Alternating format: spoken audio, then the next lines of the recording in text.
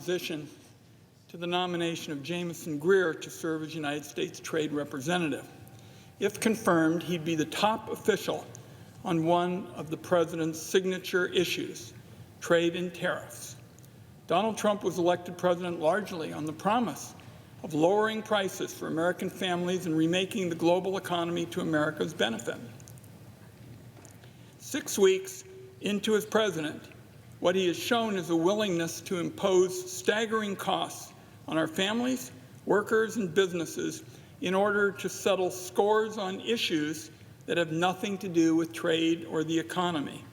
He gets headlines, his wealthy friends get tax breaks, and American families get stuck with higher prices and bigger bills. I oppose this nomination, and I certainly have nothing against Mr. Greer personally. I just believe in this position he'll be a rubber stamp for the Trump tax, the knee-jerk decision to slap tariffs on nearly everything Americans buy and make high prices even higher. Mr. Greer has embraced the Trump chaos strategy, which is a slap in the face to farmers, manufacturers, and communities across the country. They are sounding the alarm about how the Trump program is already costing them sales overseas and jobs here at home. Our country needs a U.S. trade representative who will be the point person on trade for this administration, and I just don't have the confidence in Mr. Greer for that job. Let me start with the first key point. The Trump administration's across-the-board tariffs are going to cost Americans big time, up to $2,600 a year, according to one estimate. That could devastate American jobs. One appraisal is destroy 344,000 American jobs.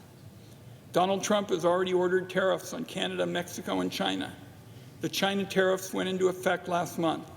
Now he's promising that 25% tariffs on everything Americans buy from Mexico and Canada would go into effect next week. Get ready for gas prices to go up, power prices to spike, auto supply chains to be thrown out of whack, and fresh fruit and vegetables getting more expensive. And there's more. Donald Trump has promised new tariffs on steel and aluminum, which go into everything from soda cans to cars. Yesterday, he proposed tariffs on copper, which is used in everything from housing to medical devices and cars. They largely come from Chile and Canada.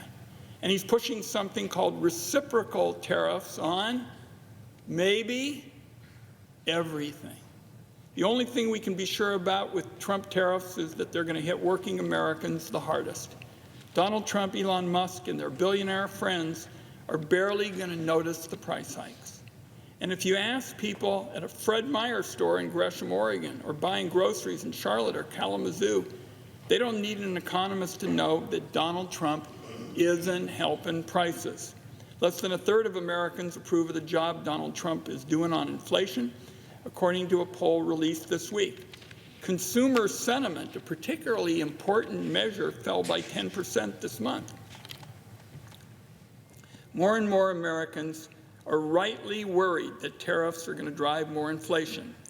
If this trade war continues, there's no doubt many U.S. workers, farmers, and ranchers are going to lose their jobs when our trading partners retaliate and slap tariffs on made-in-the-USA products.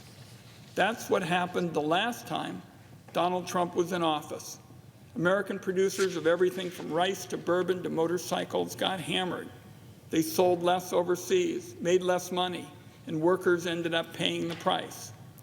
Mr. President, there is a right way to approach tariffs that punishes bad actors like China and targets the products that will change other countries' behavior while minimizing the cost to American families.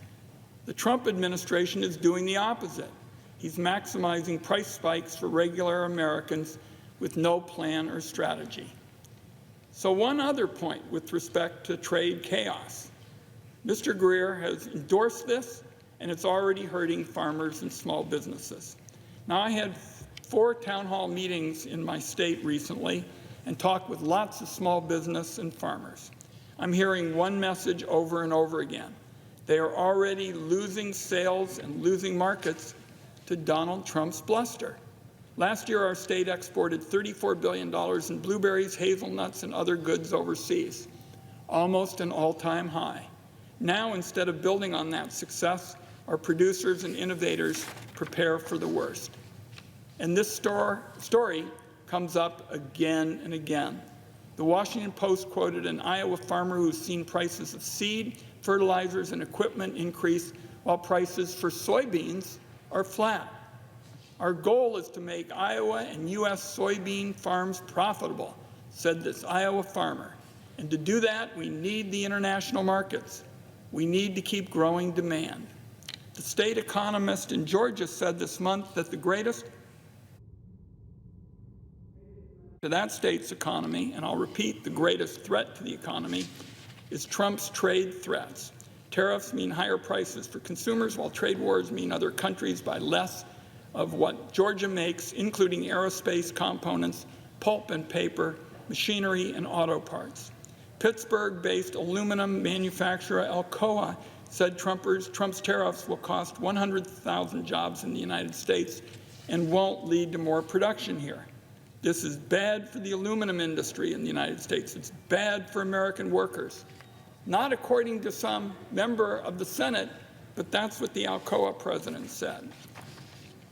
There are similar reports of communities fearing the worst in Wisconsin, North Carolina, and across the land.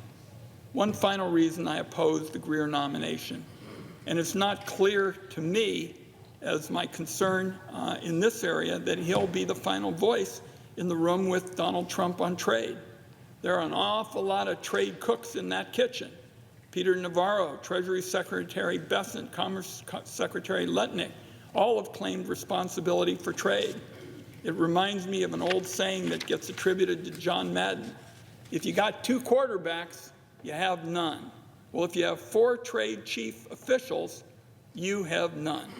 Unfortunately, Mr. Greer did little in his confirmation process to build confidence that the buck stops with him on trade. He said it's not a trade matter when Donald Trump uses tariffs to settle scores about the border, immigration, and diplomatic issues. So, Mr. Greer said, these decisions aren't something he would expect to be involved with if confirmed. If the U.S. Trade Representative isn't going to be in the room when tariff decisions are at stake, it's not clear to me what influence over critical trade decisions Mr. Greer will have in the Trump administration. Mr. President, Americans need a trade policy that puts workers and families first, and a chief trade official who has the authority to deliver actual results for our workers and families. Unfortunately, neither of those is on offer today. That's why I oppose the nomination, and I yield the floor.